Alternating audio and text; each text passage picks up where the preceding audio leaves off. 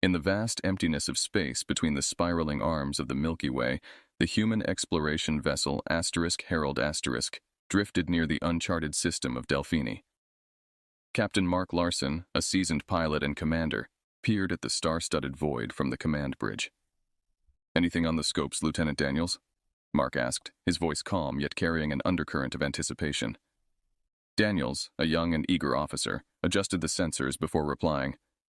"No, sir, it's quiet. Wait, hold on." His fingers flew over the console, enhancing the signal.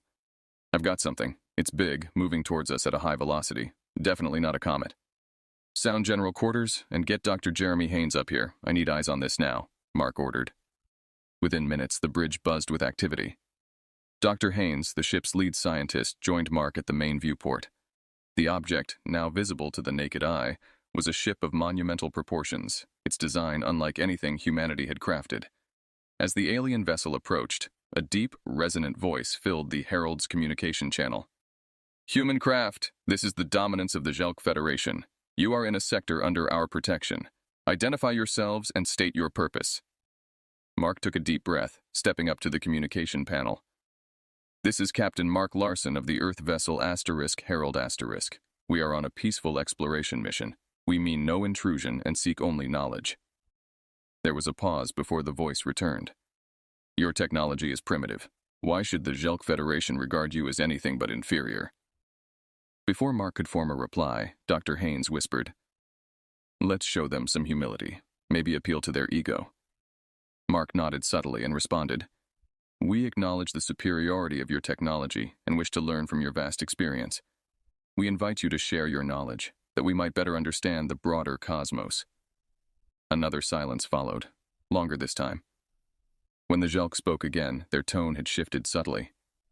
"Very well, Captain Larson. We will board your vessel for inspection. Prepare to receive our delegation." The bridge crew exchanged nervous glances as the massive alien ship maneuvered closer. The airlock chimed, and the doors slid open to reveal 3 Jelk beings. They towered over the humans, their exoskeletons clicking softly as they moved. Captain Larson stepped forward, extending a hand in a gesture of peace. "Welcome aboard the *Herald*. I am Captain Mark Larson." The lead Zelk, who introduced himself as Commander Tiselk, regarded the hand with a tilt of his head before bypassing it to scan the room with a handheld device.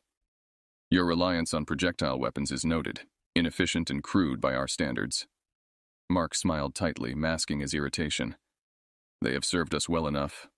Perhaps you have alternatives that could be of use to us?" Commander Tiselk emitted a low rumble, which Mark took for laughter. "Indeed we do. But why would such advanced technology be wasted on such a nascent species?" Dr. Haynes, ever the diplomat, interjected, "Perhaps because every advanced species knows the value of mutual respect and cooperation." Tiselk paused, then clicked his mandibles.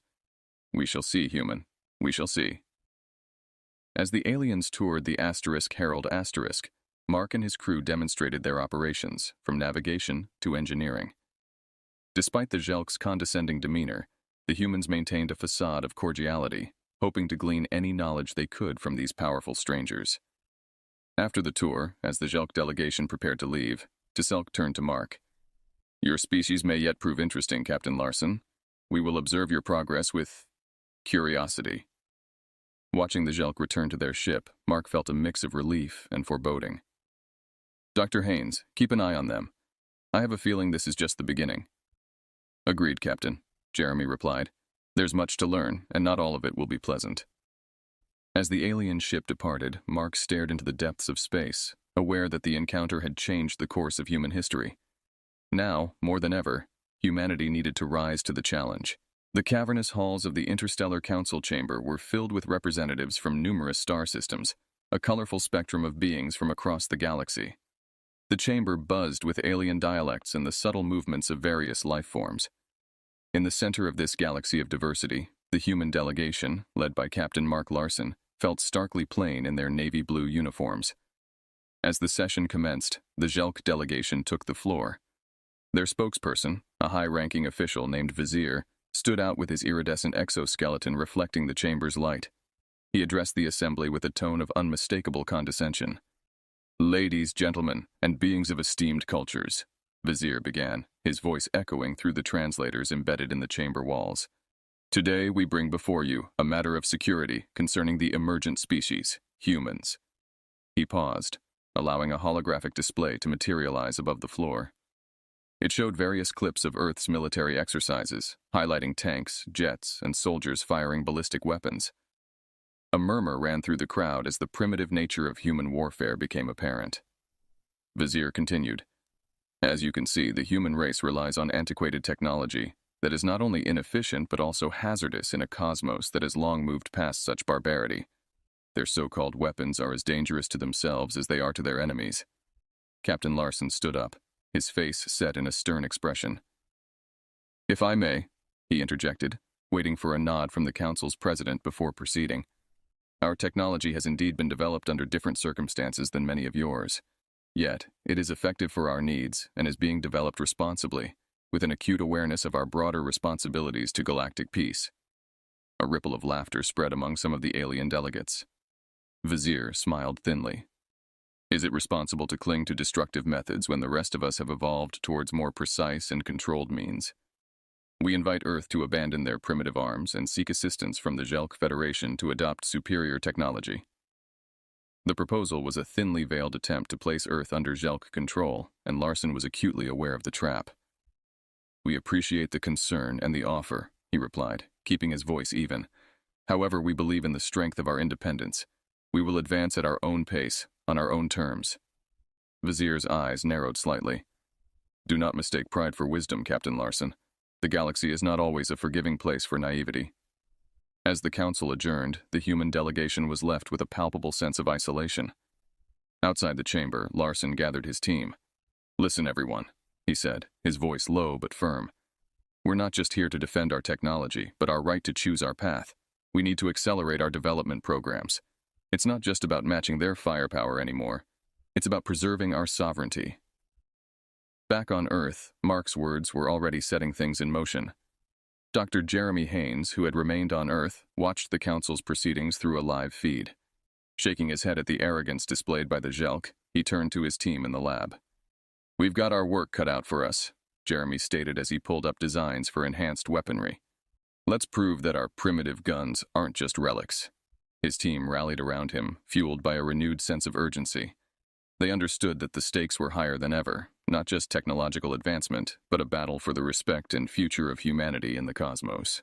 Back on Earth, the mood in the engineering lab of the United Earth Defense Headquarters was electric with urgency. Major Tom Hawkins, an expert in military technology and strategy, stood over the central table, littered with schematics and parts of firearms. His focus was on improving the standard-issue weapons that had been so disparagingly critiqued by the Jelk. "Okay, team," Tom addressed the group of engineers and military personnel gathered around. "Our goal isn't just to catch up, it's to leapfrog. We need these guns to do something no high-tech alien blaster can." Sergeant Claire Johnson, Tom's second-in-command, nodded, her eyes scanning the latest ballistic enhancements. "What if we integrated some of the alien tech we've got? Mix our solid projectiles with some energy components." Tom considered the suggestion. "It's a good start. Let's prototype it. Johnson, take lead on that. I want something testable by next week." As they worked, Tom walked over to a bench where a young engineer named Alex was adjusting a targeting system. "How's it coming along, Alex?" "We're improving accuracy, but the real game changer will be range and impact. If these guns can outperform expectations, it won't just shock our friends out there," Alex replied, gesturing upward. "Exactly," Tom said. "It's not just about power. It's about reliability, adaptability, and something that works every time in every condition. Keep at it." Days turned into nights as the team tested and retested weapons in the field. They introduced enhancements like hybrid propulsion systems for bullets to increase penetration and reduce dependency on traditional propellants, and adaptive targeting systems using minimal AI. Meanwhile, the geopolitical landscape on Earth was shifting. The United Nations had evolved into a more centralized Earth Defense Authority, EDA, in response to extraterrestrial pressures. During a high-level briefing, Tom presented the new weapon systems to the EDA Council. General Martinez, head of the EDA, watched the live-fire demonstration. "Major Hawkins, it appears you've taken our primitive tech and given it a new edge." "Yes, sir," Tom responded confidently. "These weapons are more than just guns now. They're a statement. We're ready to defend our sovereignty with them." As Tom's team continued refining the weapons, reports came in of Jelk activities increasing near other human outposts. It became clear that Earth might need to demonstrate its capabilities sooner than expected. The final test came under unexpected circumstances. During a field exercise, a Jelk scout ship, not officially acknowledged by their fleet, appeared in orbit. It was possibly a spy or a preemptive strike scout. Tom seized the opportunity. "Let's show them what these guns can do," he ordered. The team set up a defensive position, using the enhanced weapons to lock onto the scout ship's shield frequency.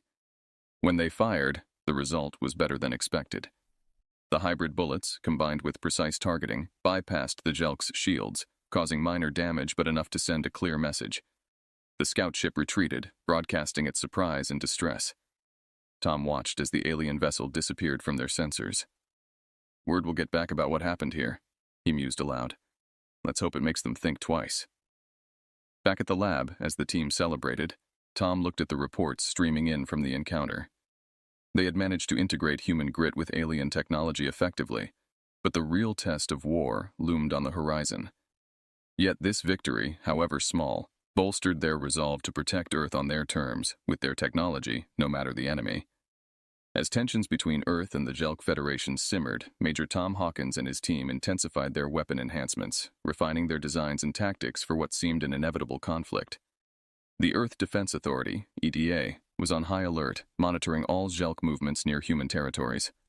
The serene silence of space was abruptly shattered when a Jelk battle group launched a sudden strike against a human mining colony on the asteroid belt of Vesta. The assault was swift and brutal, intended as a demonstration of Jelk superiority and a test of human resolve. Captain Mark Larson, overseeing the defense operations on Vesta, watched helplessly as the first wave of Jelk fighters bypassed the colony's outdated defenses. "Get everyone to the shelters. Deploy all defense units," he barked into the comms as alarms wailed in the background. Tom Hawkins, now stationed at EDA's Strategic Command, received the distress signal. His jaw clenched as he assessed the situation. "Launch the counteroffensive protocol. Use the new armaments. It's time they see what these can really do."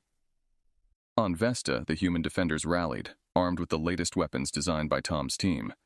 Sergeant Claire Johnson, leading a squad through the rocky terrain, set up ambush points. The Jelk, unfamiliar with the guerrilla warfare tactics and the rugged asteroid environment, found themselves at a disadvantage. As a Jelk squad advanced through a narrow pass, Claire gave the signal. The enhanced human weapons, boasting improved targeting and hybrid ammunition, roared to life. The first volley of shots took the Jelk by surprise, their shields failing to adapt to the unexpected technological prowess of the human firearms. "Push them back!" Claire shouted as her squad surged forward, exploiting the confusion among the alien ranks. The human weapons proved devastatingly effective, piercing the alien armor that had seemed impervious to older Earth technologies. Back at command, Tom monitored the battle's progress, noting each success and setback. "Increase support to Sector 7B. They've got a heavy unit pinned down there," he instructed, his voice calm but urgent. As the tide turned on Vesta, news of the human resistance spread. The Jelk commanders, initially dismissive of human capabilities, now faced a scenario they hadn't anticipated. Their communication channels filled with reports of unexpected casualties and equipment failures. The skirmish on Vesta lasted hours, but to those involved, it felt like days. When the Jelk finally retreated, the victory sent a wave of relief and renewed confidence through the human ranks across the solar system. In the aftermath, Captain Larson surveyed the damage to the colony, his heart heavy for the lost lives, but proud of his people's courage. He transmitted a detailed battle report back to Earth, highlighting the effectiveness of the new weapons and the valor of the defenders. Tom received the report with a mix of satisfaction and somber responsibility. "This is just the beginning," he muttered to himself. "They'll come back harder." At a strategic debriefing with the EDA, Tom laid out his next steps. "We've shown that we can defend ourselves, but the Jelk won't take this lying down. We need to prepare for a broader conflict. This was a battle, not the war." The meeting ended with a unanimous agreement to increase production of the new weapons and to intensify training programs. Tom's team was tasked with further enhancements, focusing on scalability for mass deployment. The provocation by the Jelk had ignited a full-scale arms race, with Earth now a formidable player. The humans had not only defended their territory, but had also sent a clear message. Underestimate them at your peril. In the war rooms of the Earth Defense Authority, The atmosphere was charged with a mix of urgency and cautious optimism. The recent successful defense of the Vesta colony had demonstrated the effectiveness of the enhanced human weaponry against the Jelk invaders.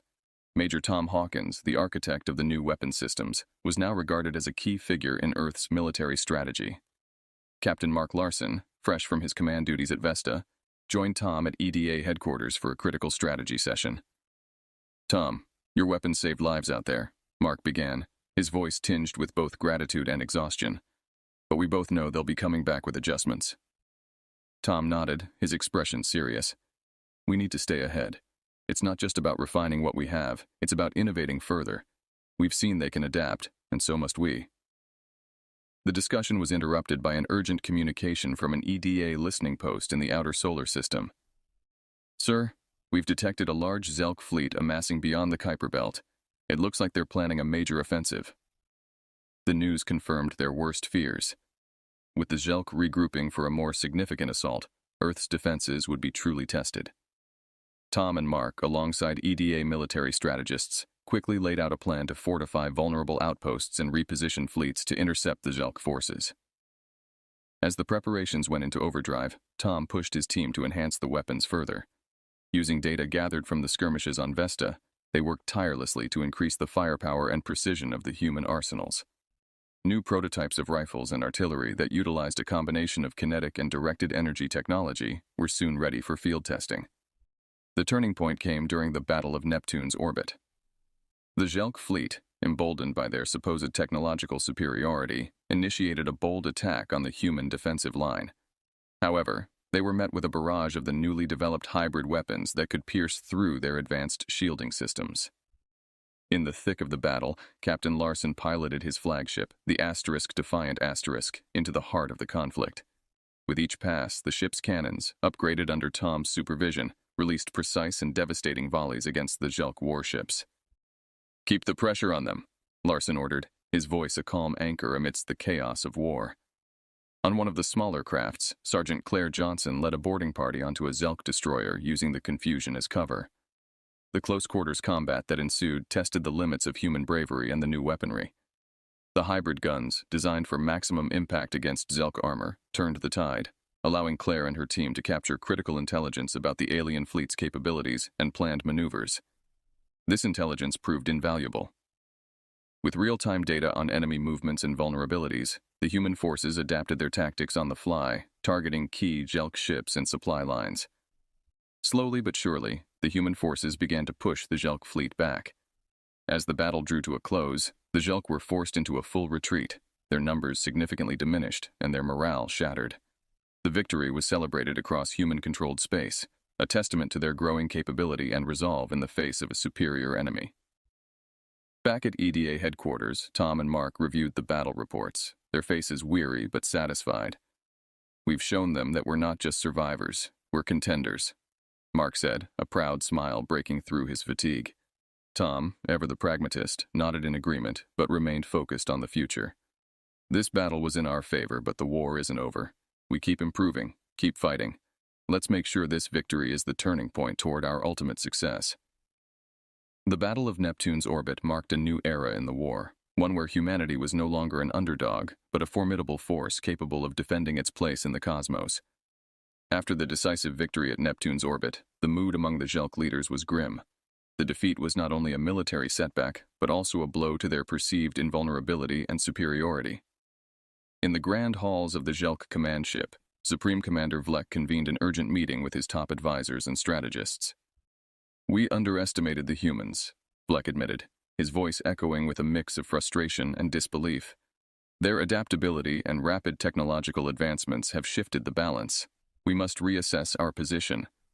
Around him, the advisors exchanged uneasy glances, their confidence shaken. One of the senior tacticians, a veteran named Krill, stepped forward. "Commander, our intelligence failed to predict the effectiveness of their new weaponry. It seems they have successfully integrated some form of energy tech into their ballistic systems, making them far more lethal than we anticipated." Vlek's antennae twitched in irritation. "Then we must adapt. Perhaps it is time we consider learning from them instead of only focusing on domination." The suggestion hung in the air, radical and fraught with implications.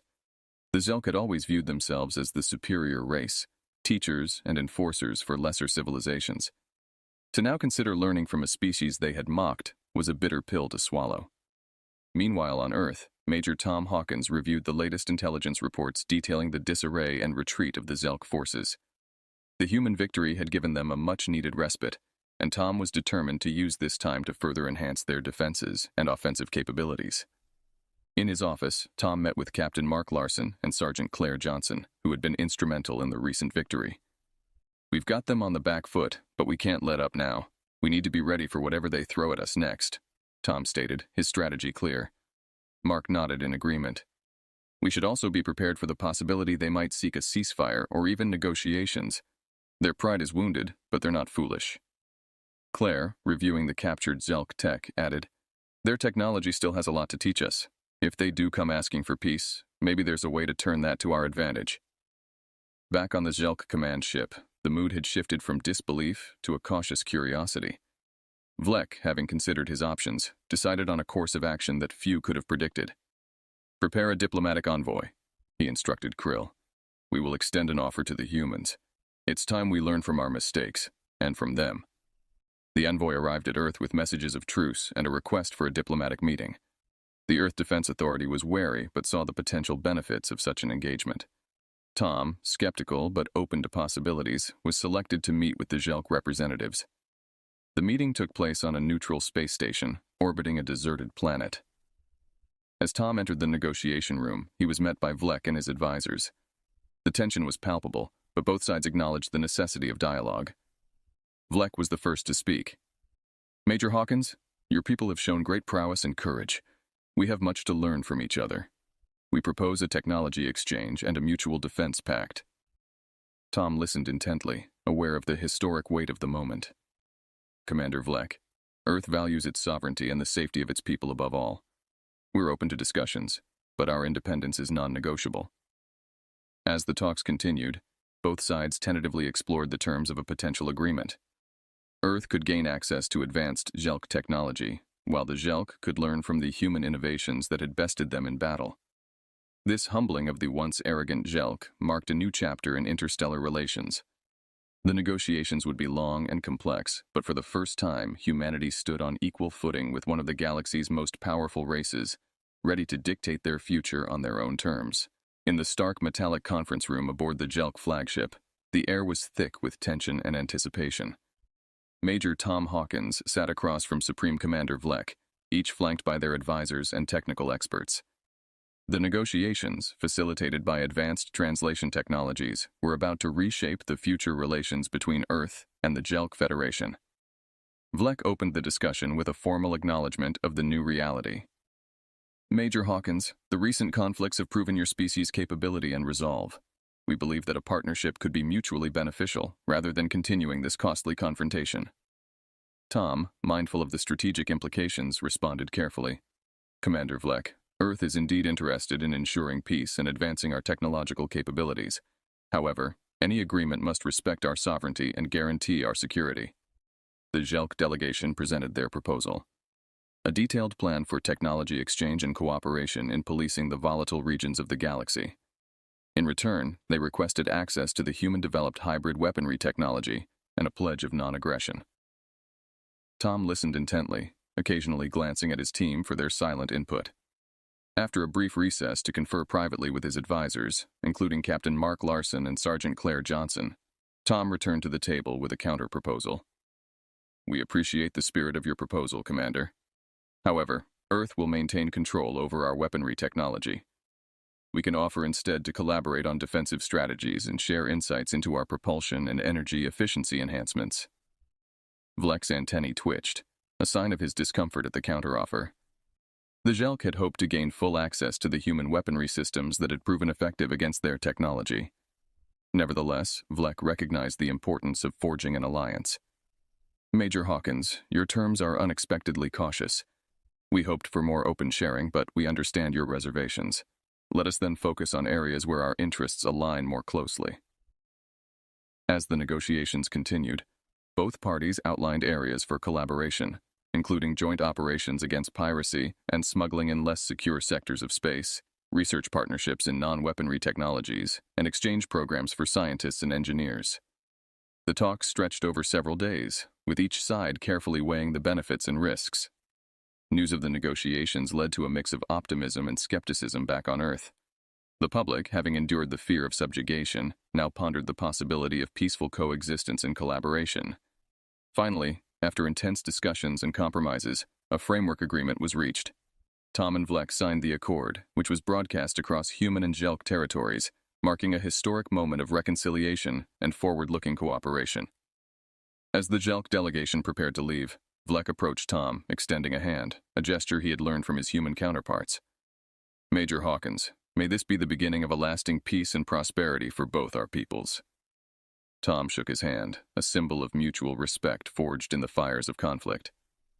"Commander Vlek, let's both ensure that this agreement stands as a testament to what can be achieved when we choose dialogue over conflict." Returning to Earth, Tom was met with a hero's welcome, yet the real work was just beginning. Implementing the agreement would require careful management and vigilance. Earth had secured a significant victory, not just in battle but in diplomacy, crafting a future where humanity was not only a survivor, but a respected equal among the stars. After the historic signing of the agreement with the Jelk, Major Tom Hawkins returned to Earth, welcomed as both a hero and a strategic genius. The world buzzed with news of the treaty, debating its implications and celebrating what many hoped would mark a new era of peace and collaboration in human history.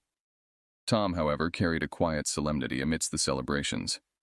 The war had been won, but at great cost. Lives had been lost, and the specter of future conflicts still loomed large.